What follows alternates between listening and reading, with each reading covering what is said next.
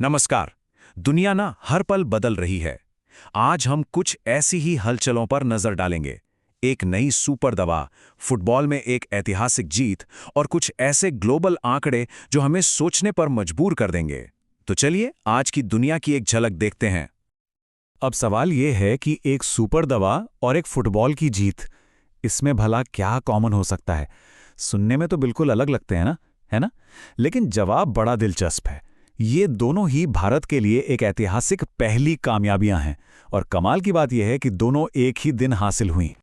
तो चलिए सबसे पहले बात करते हैं भारत की इन्हीं दो बड़ी जीतों की, जिन्होंने साइंस और स्पोर्ट्स दोनों ही फील्ड में इतिहास रच दिया।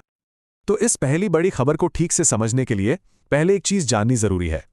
Anti microbial resistance. ये थोड़ा टेक्निकल सा नाम है, पर इसका मतलब बहुत सीधा और डरावना है। ये वो सिचुएशन है जब बैक्टीरिया और वायरस इतने स्मार्ट और ताकतवर हो जाते हैं कि दवाइयां उन पर काम करना बंद कर देती हैं। और इन्हीं को हम आम भाषा में कहते हैं सुपरबग्स। और इन्हीं सुपर बग्स की चुनौती का जवाब बनकर सामने आया है भारत का पहला स्वदेशी एंटीबायोटिक नेफ्थोमाइसिन। ये ग्लोबल हेल्थ के लिए भारत की तरफ से एक बहुत बड़ी उम्मीद है। इसकी सबसे खास बात यह है कि ये पूरी तरह से मेड इन इंडिया है। इसे biotechnology industry research assistance council और वॉकहार्ट ने मिलकर बनाया है। और इसे बनाया ही उन खतरनाक बैक्टीरिया से लड़ने के लिए है जिन पर आजकल की दवाएं काम नहीं कर पा रही हैं। अच्छा, अब साइंस की लैब से सीधे चलते हैं फुटबॉल के मैदान पर, जहां उसी दिन एक और इतिहास रचा गया। भारत की U17 महिला फुटबॉल टीम ने वो कर दिखाया जो पहले कभी नहीं हुआ था। AFC महिला एशिया कप के लिए क्वालिफाई करना। वाकई ये एक बहुत बड़ी बात है।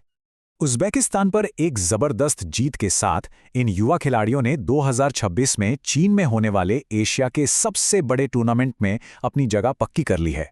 ये इंडियन विमेंस फुटबॉल के भविष्य के लिए एक बहुत बड़ी छलांग है, फॉर श्योर। अब जरा देखते हैं कि ग्लोबल स्टेज पर भारत की तस्वीर कैसी दिख रही है। हाल ही में 2 रिपोर्ट्स आई हैं जो एक बहुत ही दिलचस्प कहानी बताती हैं। एक तरफ तो शानदार कामयाबी है, तो दूसरी तरफ एक बड़ी चुनौती मुंह बाए खड़ी है। ये बिल्कुल एक सिक्के के 2 पहलुओं जैसा है। देखिए, एक रिपोर्ट दिखाती है कि भारत ने गरीबी मिटाने में कमाल की तरक्की की है। वहीं दूसरी रिपोर्ट हमारी पेंशन सिस्टम की कुछ कमजोरियों को सामने लाती है। पहले अच्छी खबर की बात करते हैं। UNDP की एक रिपोर्ट आई है और उसके हिसाब से भारत ने गरीबी के खिलाफ एक तरह से ऐतिहासिक जंग जीत ली है। जरा सोचिए, 2005-6 में देश की आधी से ज्यादा आबादी मतलब 55% लोग बहुआयामी गरीबी में जी रहे थे, और अब ये आंकड़ा घटकर सिर्फ 16.4% पर आ गया है। ये सिर्फ नंबर नहीं है, ये करोड़ों लोगों की जिंदगी में आए एक बहुत बड़े बदलाव की कहानी है। और अब सिक्के का दूसरा पहलू, Mercer CFA global pension index की बात करें तो 52 देशों के लिस्ट में भारत सबसे नीचे है, यानी 52वें स्थान पर है। इसका सीधा मतलब यह है कि हमारे देश में रिटायरमेंट के बाद लोगों के लिए एक सुरक्षित इनकम सुनिश्चित करने वाले सिस्टम में अभी बहुत बड़े सुधार की गुंजाइश है। चलिए अब बात करते हैं कुछ ऐसे सामाजिक बदलावों की जो हमारे जीवन, मृत्यु और पहचान से जुड़े नजरिए को ही बदल रहे हैं। क्या किसी को सम्मान के साथ मरने का अधिकार होना चाहिए? ये एक बहुत ही सेंसिटिव लेकिन एक जरूरी सवाल है, और उरुग्वे के एक ऐतिहासिक फैसले ने इस पर बहस को फिर से तेज कर दिया है। देखिए, इस सवाल पर तो पूरी दुनिया में बहस चल रही है, लेकिन उरुग्वे ने एक बहुत बड़ा कदम उठाया। वो लैटिन अमेरिका का पहला देश बन गया है जिसने इच्छा मृत्यु यानी यूथेनेसिया को कानूनी मान्यता दे दी है। उनका डिग्निफाइड डेथ बिल उन लोगों को यह अधिकार देता है जो किसी गंभीर और लाइलाज बीमारी से असहनीय पीड़ा झेल रहे हैं। अब एक अलग तरह की पहचान और मान्यता की बात करते हैं। भारत में असम के बोडो समुदाय और उनके धर्म बाथों को एक बहुत ही महत्वपूर्ण ऑफिशियल पहचान मिली है। और ये जो मान्यता है ना, ये सिर्फ नाम के लिए नहीं है, इसे एक ऑफिशियल स्टेटस मिला है। मतलब भारत की अगली जनगणना में बाथो धर्म का अपना एक अलग कोड होगा। अभी तक सिर्फ 6 धर्मों को ही यह दर्जा मिला हुआ था, तो ये 7वां कोड बाथो समुदाय की पहचान और उनकी संस्कृति को नेशनल लेवल पर एक बहुत ही नई और अहम पहचान देता है। और आखिर में चलिए नजर डालते हैं 2 बहुत ही अहम सेक्टर्स, क्रिकेट और टेलीकॉम में हुए कुछ बड़े लीडरशिप बदलाव। शांता रंगास्वामी का नाम इंडियन क्रिकेट में हमेशा पहली महिला के तौर पर ही लिया जाता है।